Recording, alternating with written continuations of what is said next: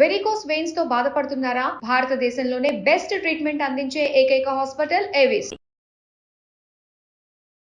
ప్రస్తుతం మనతో పాటు ఉన్నారు పెద్దగా పరిచయం అవసరం లేని చికోటి ప్రవీణ్ గారు. ఎందుకంటే బెట్టింగ్ యాప్స్ గురించి ఆయన ఏం చెప్తారో చూద్దాం. మనందరికి తెలుసు క్యాసినో కింగ్ అంటుంటాం. తర్వాత బెట్టింగ్ యాప్స్ గురించి ఆయన చెప్పినట్లుగా ఆయనకు తెలిసినట్లుగా బహుశా ఎవరికి తెలియదేమో అనుకుంటున్నా. అందుకని ఒకసారి ఆయనతో మాట్లాడి ఇన్ డెప్త్ ఇన్ఫర్మేషన్ అంతా కూడా తెలుసుకుందాం.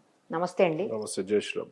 ఎలా ఉన్నారు? బాగున్నాను మేడం. చాలా రోజుల తర్వాత మళ్ళీ స్క్రీన్ మీద మన కాంబినేషన్ యాక్చువల్లీ బెట్టింగ్ యాప్స్ మనం చూస్తున్నాము. ఏవైతే చాలా మంది రకరకాలుగా అంటే డబ్బులు కోల్పోతున్న వాళ్ళు కొందరైతే ప్రాణాలే కోల్పోతున్న వాళ్ళు కొంతమంది. ఇందులో చూస్తుంటే ఇన్ఫ్లుయెన్సర్స్, యూట్యూబర్స్, ఈవెన్ సినిమా ప్రముఖులు కూడా ఇందులో ఉన్నటువంటి పరిస్థితి. అంటే వాళ్ళు వాటిని ప్రమోషన్స్ కోసం లక్షలాది రూపాయలు, కోట్లాది రూపాయలు డబ్బులు తీసుకున్నారని వింటున్నాం. అసలు ఈ బెట్టింగ్ యాప్స్ అనేవి లేకపోతే ఏవైతే ఈ యాప్స్ చూస్తున్నామో మనం, ఇవన్నీ కూడా ఎట్లా అసలు కంట్రోల్ చేయడానికి వీలవుతుందా? ఎందుకంటే మీకు బాగా తెలుస్తుంది వీటి గురించి. కంట్రోల్ చేయడము అంటే నాకు తెలిసైతే ఆల్మోస్ట్ ఇంపాసిబుల్. అవునా? ఎందుకంటే కొత్త కొత్త విధానాలలో కొత్త కొత్త టెక్నాలజీ తోటి వస్తుంటారు వాళ్ళు. సో ఇప్పుడు రమ్మీ ఆడే యాప్స్ ఇండియాలో లీగల్. కొన్ని రాష్ట్రాల్లో రమ్మీ 13 కార్డ్స్ ఇండియాలో లీగల్. ఓకే. కొన్ని రాష్ట్రాలలో బ్యాన్ చేసినారు. అట్లాంటి యాప్స్ కూడా విపిఎన్ సెట్టింగ్స్ లోకి పోయి లొకేషన్ మార్చుకొని హైదరాబాద్లో ఆడుతారు, ఎక్కడైతే బ్యాన్ ఉన్న రాష్ట్రాలలో కూడా ఆడుతారు. అంటే ఇది సొంతంగా మనము ఛానల్స్ కానీ మనము సోషల్ ఇన్ఫ్లుయెన్సర్స్ అంటే వీళ్ళ లెక్క కాదు, సోషల్ రెస్పాన్సిబుల్ సిటిజన్స్ దీని గురించి డెప్త్ గా చెప్పాలి. చెప్తే దీని వల్ల పర్యావసనాలు ఎట్లుంటాయో అని. ఇప్పుడు నేను చెప్తా కూడా కొందరికి బాధ అవుతుంది. నువ్వు ఫీల్డ్ ఉన్నావు, నువ్వు చెప్తావు. ఎస్, నేనే చెప్పాలి. నేను చెప్తే నేను ఇప్పుడు కాదు మేడం, గత ఇంటర్వ్యూలలో కూడా గ్యాంబ్లింగ్ ఆడినాడు ఒకడు కూడా చరిత్రలో బాగుపడరని నేను చెప్పాను. Being into business. మరి నా మాట మీరు ఇంకెక్కువ అర్థం చేసుకోవాలి. ఇంకా నా మీద కూడా కామెంట్లు చేయడం అట్లాంటివి జరుగుతుంది. సరే, నేను పట్టించుకోను. మన వాళ్ళు ఒక్కడు మారినా కూడా చాలు. సో ఈ యాప్స్ అనేవి చాలా ప్రమాదకరం. కసినోస్ లనన్నా లిమిటేషన్స్ ఉంటాయి. మీరు రోజు పోయి ఆడలేరు కసినోస్ కి. ఇప్పుడు ఫిజికల్ గా వెళ్ళాలేమో కదా. ఫిజికల్ గా మీరు వచ్చారు ఎవ్రీ 2 months కో 3 months కో సరదాగా వస్తారు, మీ లిమిటేషన్స్ తెలుస్తుంది. దీనికి ఫిజికల్ ప్రెసెన్స్ అవసరం లేదు. ఆన్లైన్ ఇంట్లో పిల్లలు మైనర్స్ ఆడుతున్నారు తెలిసి తెలియక. ఇప్పుడు చూడండి, రేపు ఐపీఎల్ స్టార్ట్ అవుతుంది కదా. ప్రతి బార్లో పోలీసు వాళ్ళకి చెప్తున్నా, నిఘా పెట్టండి. ఎక్కడ బార్లు, క్లబ్స్, ఎక్కడన్నా పబ్లిక్ గ్యాదరింగ్ ప్లేస్లో నిఘా పెట్టండి. మీకు 100 మందిలో ఒక 30-40 మంది మీకు ఆడేవాళ్ళు దొరుకుతారు. 30-40? అబ్సల్యూట్లీ, మైనర్స్తో సహా. మా కసినోస్లో మైనర్స్కి ఎంట్రీ లేదు. మైనర్స్కి ఎంట్రీ లేదు. ఇక్కడ నీకు మైనరా మేజరా ఏం తెలుస్తుంది? ఆర్ యూ అబవ్ 18 అంటే ఎవడైనా అబవ్ 18 అని కొట్టేస్తాడు. ఐడి ప్రూఫ్ కావాలి, ఒకవేళ అడగరు. ఇవన్నీ కూడా కొత్త కొత్త టెక్నాలజీ. గెలిచే ఛాన్సే ఉండదు. చెప్తే కూడా జనాలకు అర్థం కావాలి. సో ఏదైతే ఇప్పుడు సోషల్ ఇన్ఫ్లుయెన్సర్స్ చేస్తారో వాళ్ళు స్వలాభం కోసం సొంత డబ్బుల గురించి ఎవడైతే నాకేమవుతుంది, ఎవడేమైతే నాకేందని ఒక భావనతోటి చేసిరు. అది సో ఇర్రెస్పాన్సిబుల్. ఇప్పుడు గేమింగ్ యాప్స్ కావచ్చు, లేకపోతే బెట్టింగ్ యాప్స్ కావచ్చు, ఇలాంటి వాటిలో అంటే అసలు మినిమం నుంచి మాక్సిమం చాలా పోగొట్టుకుంటారని విన్నానండి నేను. నాశనం అయిపోతారు. అది అంటే ఎట్లా అడిక్షన్ అవుతుంది అంటే, ఒక మందు ఆ టైంలో ఆడే టైంలో ఏ ఉన్నా మీకు పట్టించుకోరు. పనులు ఖరాబ్ చేసుకొని, పనులు పాడు చేసుకొని మళ్ళీ ఆడతారు. పిల్లలైతే రాత్రిపూట 24/7 ఆడడం. అంత అడిక్షన్ అది. ఇట్స్ చాలా డేంజర్ అది అడిక్షన్. అలా 100 రకాల గేమ్స్ ఉంటాయి.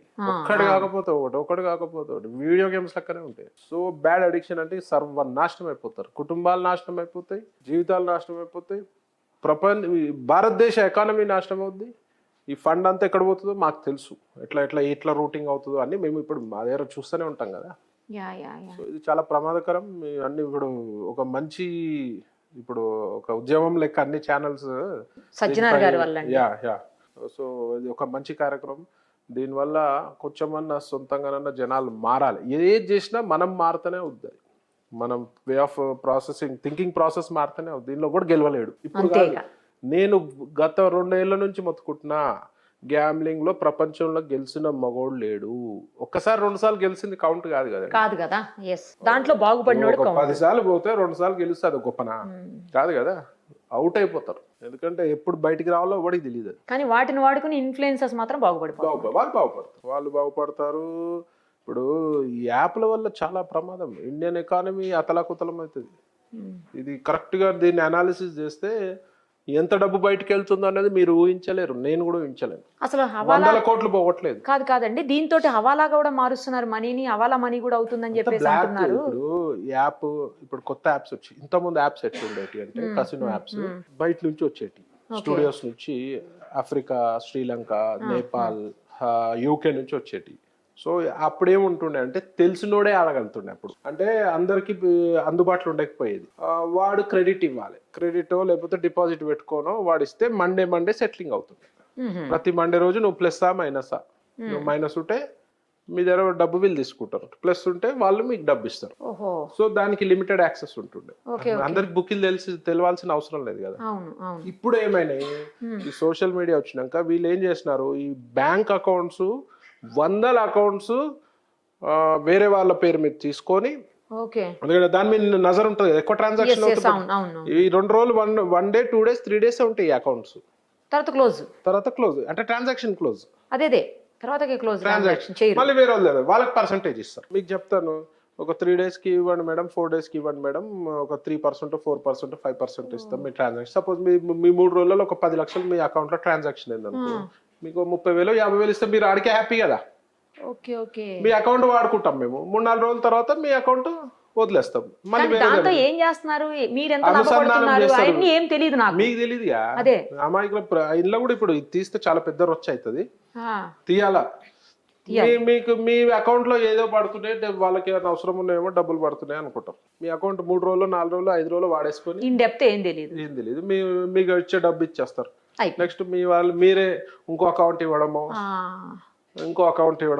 అకౌంట్లు కొనుక్కుంటారు. కొందరు ఏం చేస్తారు, 10,000, 15,000, 20,000 మంత్లీ డబ్బులు ఇచ్చి అకౌంట్ కొనుక్కుంటారు. వారి అకౌంట్ లో ట్రాన్సాక్షన్స్ అంతా వీళ్ళ చేతిలోనే ఉంటుంది, చెక్ బుక్ వీళ్ళ దగ్గరనే ఉంటుంది, మొబైల్ యాప్ వీళ్ళ చేతిలోనే ఉంటుంది, పాస్వర్డ్స్ వీళ్ళ చేతిలోనే ఉంటుంది. వీడు విత్డ్రా చేయొచ్చు, డిపాజిట్ చేయొచ్చు. కానీ లిమిట్ ఉంది కదండి, 2.5 lakhs సంథింగ్, 2 lakhs. బ్యాంక్ మేనేజర్లను మేనేజ్ చేస్తున్నారు. నెక్స్ట్ వచ్చేసి ఈ డబ్బు యాప్ కి అనుసంధానం చేస్తారు. సో మీరు ఏం చేస్తారు, ఒక 50,000, 10,000, 20,000 మీ కెపాసిటీ బట్టి డిపాజిట్ చేసి అందులో ఆడతారు. మీరు ఒకవేళ గెలిచేది 5% కూడా ఉంటుంది. 100 మంది ఆడితే 5 మంది కూడా గెలవరు. మీ అకౌంట్ లోకి డబ్బులు అన్నీ వస్తాయి, మీ అకౌంట్ లోకి వెళ్ళి డబ్బులు వాళ్ళ అకౌంట్ లోకి పోతాయి. వాడు 3 రోజులలో వాడు ఏం చేస్తాడు, అకౌంట్ డబ్బులు వేరే థర్డ్ పార్టీ అకౌంట్స్ ఉంటాయి. మీరు క్యాష్ ఇస్తే మీరు తీసుకుంటారు మీ అకౌంట్ లో, కానీ మీ చేతిలో ఏమి ఉండదు, అన్ని వాడి చేతిలోనే ఉంటాయి. అకౌంట్ లకు ట్రాన్స్ఫర్ చేస్తే వాడు ఏం చేస్తాడు, 2% 3% తీసుకొని వాడు వీళ్ళకి డబ్బు ఇస్తాడు, బ్లాక్ మనీ. ఇందులో తెలియకుండా కొన్ని అకౌంట్స్ లో పెద్ద అమౌంట్ ట్రాన్సాక్షన్ అయితే వెంబడే ఫ్రీజ్ అవుతాయి అకౌంట్స్. దానికి మళ్ళీ దొంగ బిల్లులో దొంగ ప్రూఫ్స్ చూపించి అన్ఫ్రీజ్ చేయించుకొని, లంచాలు ఇచ్చి అన్ఫ్రీజ్ చేయించుకునే అవకాశాలు కూడా ఉంటాయి. సో ఈ బ్లాక్ మనీ వచ్చేసి మళ్ళీ వీళ్ళకి పోతుంది, వీళ్ళ నుంచి ఇంకా పైకి దుబాయ్ కానీ, చైనాకి కానీ, ఆఫ్రికా కానీ పోతుంది. అవి ఎవరు దగ్గర పోతాయి, అందులో సగం మంది మీద. అంటే ఈ డబ్బు ఏదైతుందో, ఈ ప్లేయర్ 1 లక్ష ఓడిపోయినాడు అనుకోండి, ప్లేయర్ కి ఎవడైతే ఇచ్చిండో వాడికి 1 లక్ష ఇస్తే వాడు పైన వాళ్ళకి ఇస్తాడు కొంచెం డబ్బు, వీడు మార్జిన్ కొంచెం పెట్టుకొని ఆ పైన వాళ్ళకి ఇస్తారు, ఇంత పర్సెంటేజ్ పెట్టుకుంటారు.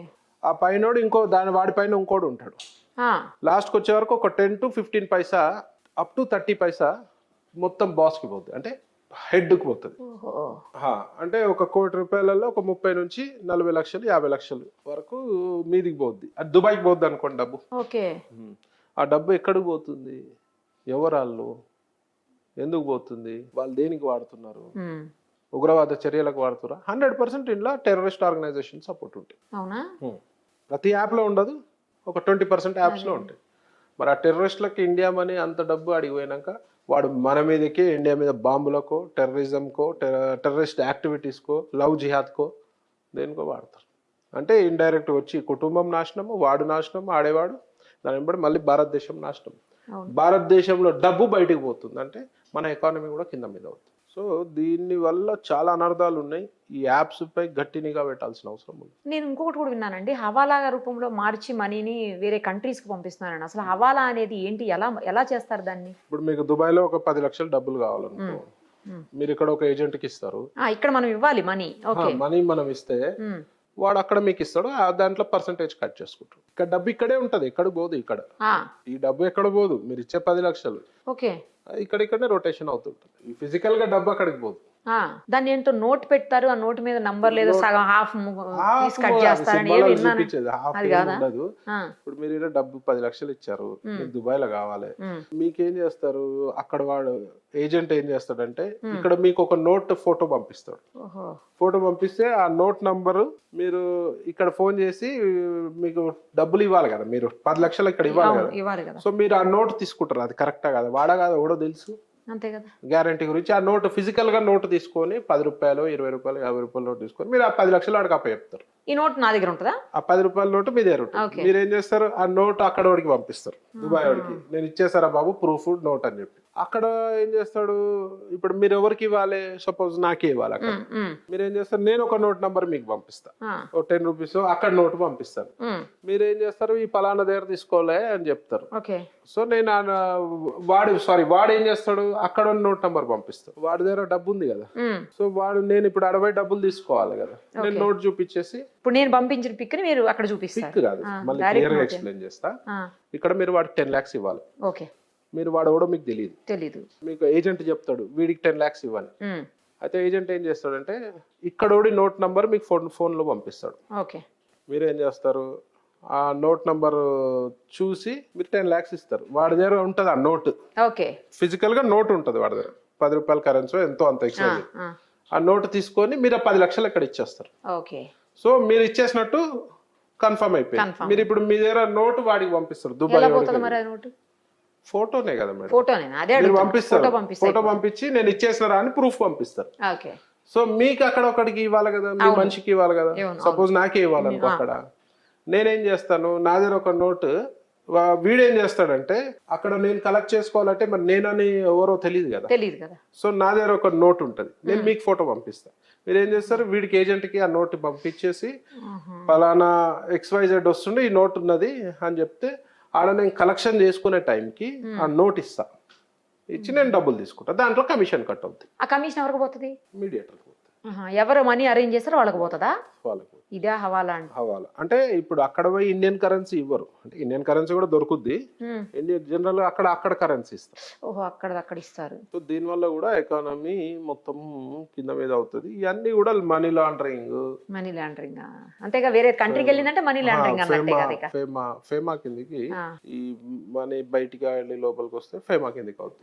మనీ లాండరింగ్ అంటే యాక్చువల్ గా ఇల్లీగల్ గా సంపాదించింది మనీ లాండరింగ్. మరి ఇప్పుడు ఇల్లీగలే కదండి దాన్ని. సో మీరు ఈ వస్తువు సంపాదించారంటే మీకు ఎక్కడ సోర్స్ ఆఫ్ ఇన్కమ్, దాన్ని మనీ లాండరింగ్ కిందకి వస్తుంది. ఈ యాప్ల వల్ల మాత్రం ఇంకా ఫ్యూచర్ లో నేను చెప్తున్నా కదా, మీరు బార్లలో నిఘా పెట్టండి. ఇప్పుడు ఐపీఎల్ లో వరల్డ్ మొత్తంలో హైయెస్ట్ బెట్టింగ్ జరుగుతుంది. వరల్డ్ ఏ మ్యాచ్ యాప్స్ లో కూడా ఉంటది, యాప్ లో కూడా ఉంటది కదా. యాప్ లో కూడా ఐపీఎల్ వస్తుంది, ఫుట్బాల్ రోజు 100 ఫుట్బాల్ మ్యాచ్లు చూడొచ్చు, కసినోస్ వస్తాయి, ఇంకా రకరకాల గేమ్లు, ఒక 500 గేమ్లు ఆడొచ్చు యాప్లలో. ఇప్పుడు ఇక్కడ ఏదైతే బెట్టింగ్ యాప్స్, ఈ గేమింగ్ యాప్స్ సంపాదించి తీసుకుపోయి దుబాయ్ లో పెట్టారని చాలా మంది దుబాయ్ లో ఉన్నారు. ఇప్పుడు అక్కడ బ్యాంక్స్ లో అకౌంట్స్ కూడా ఉన్నాయని చెప్తున్నారు. అది ఎట్లా సాధ్యం అండి? ఇక్కడ తీసుకోవచ్చు, ఆడ ఇంత ఇన్వెస్ట్మెంట్ పెడితే ఆడ దుబాయ్ లో ఉన్నంత ఫ్రీడమ్ ఎక్కడ లేదు అకౌంట్స్ విషయంలో కానీ. ఇప్పుడు మీకు పెద్ద పెద్ద యాప్స్ చేసేవాళ్ళు ట్యాక్స్ కూడా ఉండదంట, ట్యాక్స్ ఉండదు, ఇల్లీగల్ గా ఏమని చేయొచ్చు, ఇట్లాంటి. దుబాయ్ లో ఫుల్ ఫ్రీడమ్. ఇప్పుడు నేను చెప్తున్నా ఈ యాప్స్ వాళ్ళంతా కూడా మాక్సిమం దుబాయ్ బేస్డ్ ఉంటారు, ఇండియన్సే దుబాయ్ బేస్డ్ ఉంటారు. సో ఇప్పుడు ఆ యాప్స్ ఎవరు కనిపెట్టారు, అసలు ఎవరు దాన్ని ఓనర్ అనేది కూడా మనం సాధ్యం కాదు. ఒక్కరు ఉండరు, చాలా మంది ఉంటారు. ఎండ్ ఆఫ్ ది డే ఈ ఫండ్ వచ్చేసి ఆ గేమింగ్ స్టూడియోస్ కి కూడా పోతుంది పర్సంటేజ్. వాళ్ళకు 5%, 6%, ఇలా చాలా లేయర్స్ ఉంటాయి. చాలా లేయర్స్ లో డబ్బులు కట్ అవుతూ మీదికి పోతాయి. ఈ యాప్స్ లో కూడా ఇప్పుడు మీకు బ్యాంక్ అకౌంట్ అరేంజ్ చేస్తారనుకో, ఇప్పుడు మీరు నిరుపమ గారు యాప్స్ నడపాలనుకున్నారు అనుకో, ఈ యాప్స్ నడపాలనుకుంటే వాళ్ళు మిమ్మల్ని అడుగుతారు, మీరే బ్యాంక్ అకౌంట్స్ మీకు నడుపుతారా, మీరే బ్యాంక్ అకౌంట్స్ అరేంజ్ చేస్తారా, లేదా మేము అరేంజ్ చేసి ఇవ్వాలా? అంటే ఇది గ్రూప్ ఆఫ్ పీపుల్ అయితే ఒకరిద్దరు అయితే కాదు, మేము అరేంజ్ చేసి ఇవ్వాలనుకో యాప్స్ లో మీకు బ్యాంక్ అకౌంట్స్ అంతా మా హెడేకే, ప్లేయర్స్ మీరు ఇవ్వాలి. ఓహో, అంటే ఆ ప్లేయర్స్ మీరు ఇస్తే మీకు 30% 40% మీకు ఇస్తాం. వాడు ఒక ₹1,00,000 వెళ్ళిపోతే మీకు 30,000 40,000 వస్తాయి, మిగతా అంతా వాడికే పోతాయి. ఒకవేళ లేదు నేనే బ్యాంక్ అకౌంట్స్ అరేంజ్ చేసుకుంటా, ఉట్టి మీకు ఆ సైట్ ఇవ్వాలి, మీకు గేమింగ్ సైట్ యాప్ ఇవ్వాలి అనుకోండి, వాడు 30% తీసుకుంటాడు. ₹1,00,000 వాడు 30 లక్షలు తీసుకుంటాడు. ఎందుకంటే అందులో మెయింటెనెన్స్, యాప్ మెయింటెనెన్స్, ఆ గేమింగ్ దానికి కనెక్ట్ చేసి ఇవ్వాలి. వందల గేమ్స్ ఉంటాయి కదా. అవును అవును. సో కనెక్ట్ చేసి ఇవ్వడానికి వాడి ఛార్జ్ 30% 40% వాడు తీసుకుంటాడు, మీకు 60%. ఇప్పుడు ఈ 60% వాళ్ళు ఏం చేస్తారు, ఇట్లాంటి వీళ్ళని మాట్లాడుకుంటారు. సోషల్ చేస్తారు. టెలిగ్రామ్ లాంటి సోషల్ మీడియా దాంట్లో, వాట్సాప్ గ్రూప్లలో, వాట్సాప్ మీద నిఘా ఎక్కువ ఉంటుందని టెలిగ్రామ్, ఇంకా రకరకాలు ఉన్నాయండి. అందులో వీళ్ళకి డబ్బులు సోషల్ మీడియాలో అడ్వర్టైజ్మెంట్ చేపిస్తారు. వాళ్ళు ఎంత బిల్డప్ ఇస్తారంటే సోషల్ ఇన్ఫ్లుయెన్స్ ఏదో పెద్ద లీగల్ గా ఉన్నట్టు బిల్డప్ ఇస్తారు. మీరు ఒక అడ్వర్టైజ్మెంట్ ఇస్తే మరి అది లీగలా ఇల్లీగలా ఏంది, దీని పర్యవసనాలు ఎట్లుంటాయి మరి అనేది కూడా కనుక్కోవాలి కదా. సో నేనేమంటున్నా అంటే దీనివల్ల కుటుంబాల నాశనం, జీవితాల నాశనం కాకుండా ఇండియన్ ఎకానమీ నాశనం. రేపు ఇండియాలో ఎట్లాంటి దానికైనా ఫండింగ్ వస్తుంది ఉగ్రవాదుల నుంచి. డబ్బంతా ఉగ్రవాదు, హవాలా డబ్బు కానీ ఇవి కానీ కొంచెం శాతం మాత్రం ఉగ్రవాదులకు. ఈ లైన్ కట్ చేయాలంటే నాట్ అన్ ఈజీ థింగ్. ఈ లైన్ కట్ చేయాలంటే ప్రత్యేకమైన నిఘా వ్యవస్థ, రాష్ట్ర ప్రభుత్వము, కేంద్ర ప్రభుత్వంతో కలిసి ఒక టీం తయారు చేసి నిఘా వ్యవస్థ చేయకపోతే మాత్రం అప్పుడు మాత్రమే సాధ్యం. ఎందుకంటే ఈ దొంగదారులలో చాలా యాప్స్ వస్తున్నాయంటే మీరు ఎన్ని యాప్స్ బ్యాన్ చేసినా, ఇప్పుడు ఎన్నో బ్యాన్ చేసామని చెప్తున్నారు. పాన్ సైట్స్ బ్యాన్ చేస్తారు, పాన్ సైట్స్ చూస్తున్నారు కదా జనాలు. సో దీన్ని కట్టేయమంటే ఒకటేమో సోషల్ రెస్పాన్సిబుల్, మనమే తెలుసుకోవాలి. ఇది విషయం కాదు, ఇది సైనైడ్. ఇది గ్యాంబ్లింగ్ అనేది సైనైడ్. దాని జోలికి వెళ్తే నాశనమే. సరదాగా వెళ్తే ఏం కాదు, కానీ ఎంతమంది సరదాగా వెళ్తారు. నేను ఫీల్డ్ నుండే నేను చెప్తున్నా మీకు. అదే మాది ఇంకా లీగల్. మా కసినోకి వచ్చే డబ్బు ఇండియాలోనే ఉంటుంది. మా కసినోలో 2,000 మంది పనిచేస్తారు. డైరెక్ట్ ఇండైరెక్ట్ 1,00,000 మందికి ఎంప్లాయ్మెంట్. హోటల్స్ అనుకోండి, ఫ్లైట్స్ అనుకోండి, మీకు ట్యాక్సీలు అనుకోండి, ఆడ వస్తువు కొన్నారు, జిఎస్టీ, మాకు జిఎస్టీ ఉంటుంది. ఇది జిఎస్టీ కడతాం కదా. అదేలేండి, ఇది లీగల్ కాబట్టి జిఎస్టీ 28% జిఎస్టీ కాదు. సో ప్రతిదీ గవర్నమెంట్ కి ట్యాక్స్ పోతుంది, గవర్నమెంట్ కి అంతో ఇంతో రెవెన్యూ ఉంటుంది. దాన్ని ఒక ఎంటర్టైన్మెంట్ జోన్ గానే చూడాలి. మేడం మందు తాగుతారు మేడం, క్లబ్లు ఓపెన్ ఉన్నాయి. క్లబ్లు ఓపెన్ అయితే నువ్వు లిమిట్ గా తాగితే తప్పలేదు కదా. పోయి 30 ml 2 పెగ్గులు తాగితే తప్పలేదు. నువ్వు బాటిల్ ఎత్తితే ఏమవుద్ది, నాశనం అవుద్ది. దాని వ్యవస్థను అనాల్సిన పని లేదు కదా. ఈ డబ్బు మాత్రం మొత్తం బయటికి వెళ్తుంది. ఒకటి ఇంకోటి ఏంటంటే తెలియకుండా అమాయకంగా పోతున్నారు కదా. అసలు నేను గ్యాంబ్లింగ్ లో చరిత్రలో బాగుపడ్డోడు లేడు, ఛాలెంజ్ చేసి చెప్తున్నా. దీని పట్ల ముఖ్యంగా తల్లిదండ్రులు కూడా అవగాహన, పిల్లలతో కూర్చొని ఫోన్లపై నిఘా పెట్టాల్సిన అవసరం ఉన్నది. ఫోన్లో ఆపలేరు.